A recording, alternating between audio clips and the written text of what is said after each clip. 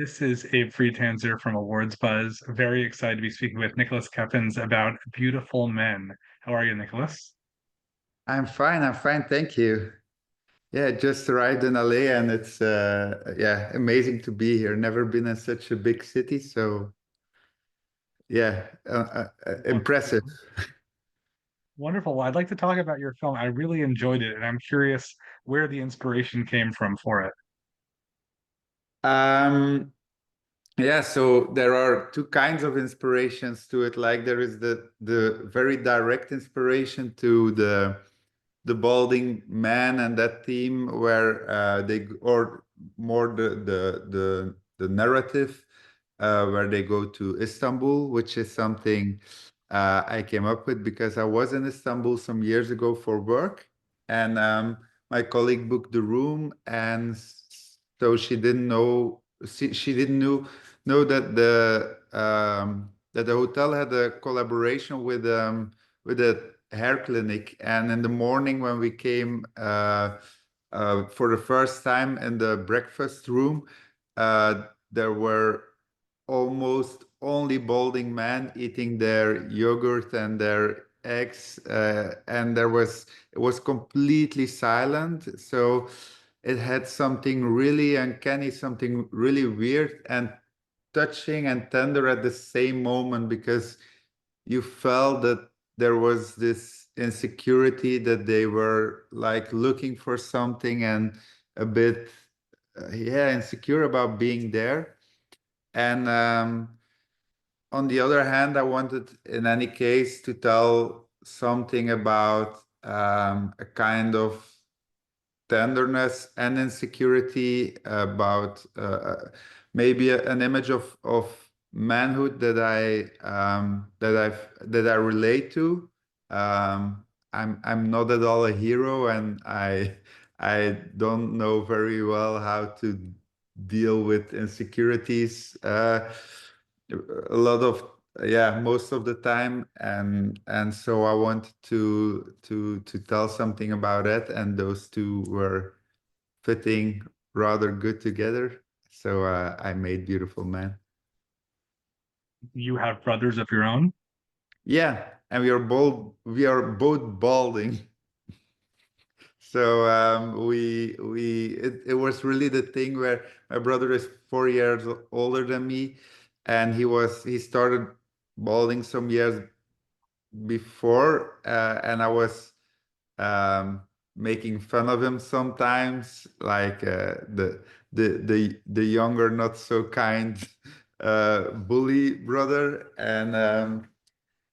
and then a few years later it was my turn, and now we can make fun of each other, and it's but we both feel sometimes insecure about it, especially the moment we started seeing that it was yeah, that we were that kind of hair type.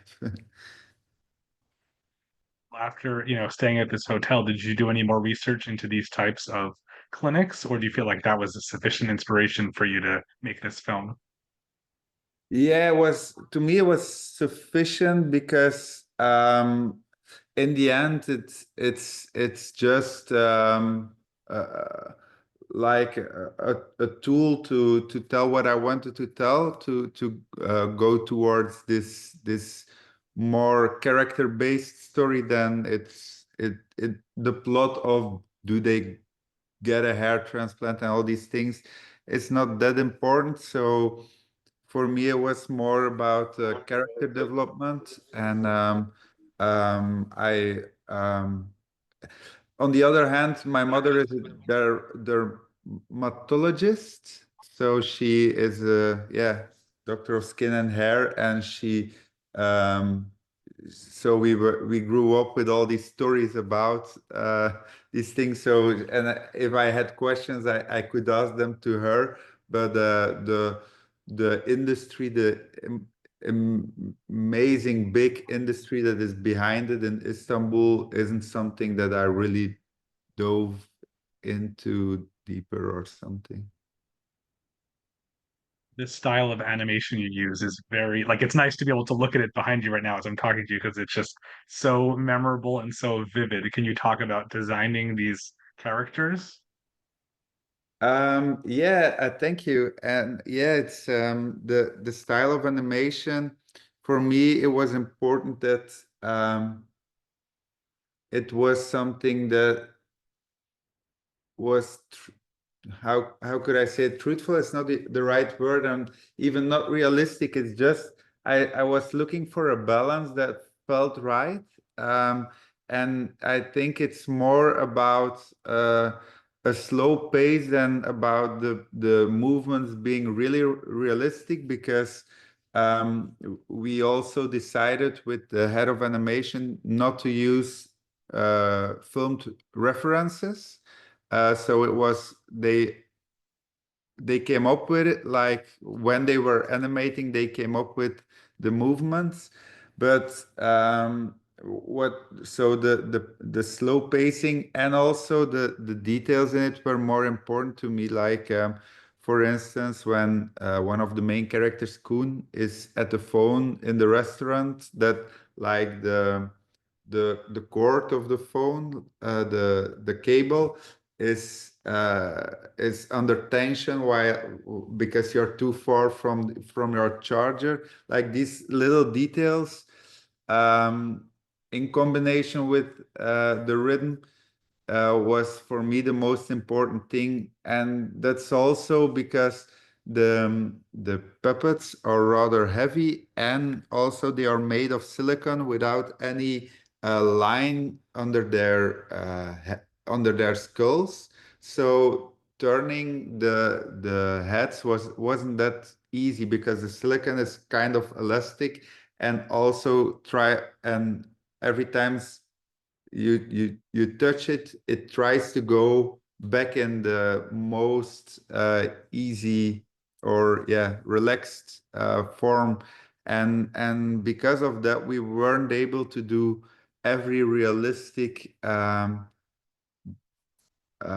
movement, and so the behavior is a little bit more uh, small or smaller than what we could do realistically as a human being. So, but for me, it was super important that we didn't cut underneath the skulls because the skulls and the skin, the balding skin, is so important. And for me, when men are balding and they shave their head like I do, and they get a little bit bigger, or you the the flesh, let's say, from your neck towards your skull is something so recognizable and funny to work with that I wanted to have really this silicone skin going from the head towards the back of the puppets. But it had its limits in moving it.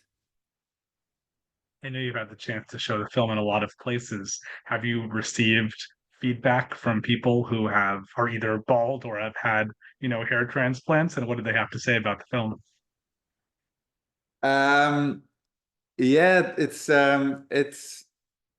funny because especially when people are a bit closer, but people I don't know very well. But for instance, when I'm in my hometown of showing the film in Belgium, people come to me and say, and when they know me a little bit, they come up to me and they show me their balding skull, which is very often hidden underneath a cap or a hat, and they dare to show it to me and say, I understand you, brother. Like there is something that not that the urge to talk about balding man is that big, and of course the it's just a way to talk about insecurities. But I feel as if a lot of men related to the fact that it's something, and we don't talk about it because it's hard to talk about it. And so yeah. the most of the reactions towards that were rather positive in I feel you. Is there more to this story? Do you feel like you could make a feature film from it, or is this it?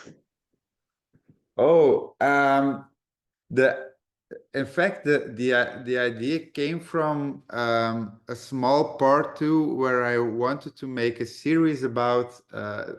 It's an idea that was called the Dream Catchers, and it's based on a TV program that existed in Belgium. It was called Naples Scene, Seeing Naples, because we have an expression that says if you see Naples, you can die afterwards because you've seen the most beautiful thing in your possible. And the idea of the dream catchers and the TV program is about people pursuing a dream and afterwards being a bit more fulfilled in their lives. And but often also in that TV program, it's a beautiful moment that they film in a TV-ish way, like and then you know that afterwards their lives could be changed, but also it's very possible that after that moment that was beautifully filmed and showed on TV, that their lives didn't change a bit. So the idea was to talk about all these kind of people that pursue something in the idea that that will fulfill their lives, but it's with a hidden story behind, or a hidden insecurity behind. So that's something I wanted to do, and I started to make this first idea of the beautiful man, or the man trying to be beautiful, with their insecurities. That's great. And you're nominated for an Oscar for Best Animated Short. Congratulations. Thank you so much. It's an interesting field. Have you had a chance to see any of your fellow nominees, and did anything really stick out to you? Yeah, I'm in a house now in LA, and we rented together with Loic and Juliette, who are nominated too with a Yuck. Very beautiful film. I really like it. Super kind people, and I know Nina also from Wonder to Wonder. Um, we are all three with the same distribution company with Miu, and that's also a bit why we get easily organized together. And I think their films are amazing. It's really nice to see also the diversity of it, but and also it's the thing is when you get an Oscar nomination, you're nominated for an Oscar and it's an overwhelming thing. But and especially around me, it's as if it's the biggest realization in my life for a lot of people around me. But so it's kind of overwhelming.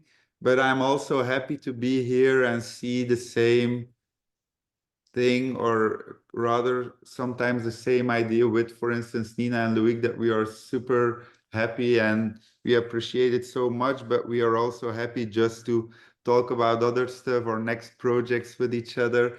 And also the fact that it's in the category short animated film, or it's for me, it's a very beautiful medium. I really like it, and I don't see it as a step before you make a feature film. It's just another medium to me.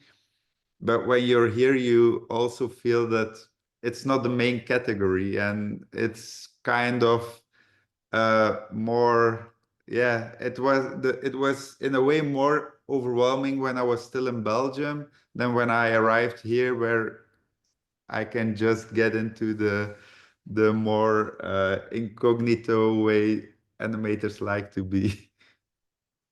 Awesome. Well, I wish you plenty of joy in that process, and thank you so much for taking time to speak with me today. Thank you. Thank you for the invitation. Appreciate it.